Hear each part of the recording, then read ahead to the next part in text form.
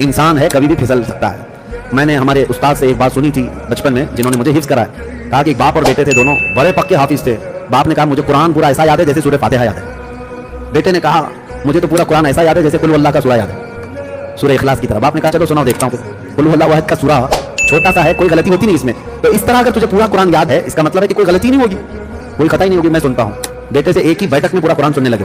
اس نے شروع کیا بیٹے نے, اور جب الحمدللہ الف لام میم سے چلتے چلتے چلتے ہر پارہ ہر سورہ برابر برابر, ایک مسٹیک نہیں, ایک خطا نہیں, پورا قرآن ختم کے قریب آیا.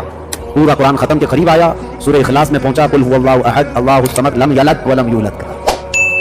کہا باپ نے تو کہہ رہا تھا کہ پورا قرآن تجھے قل هو اللہ کی طرح یاد ہے, لیکن قل هو اللہ ہی نہیں یاد ہے.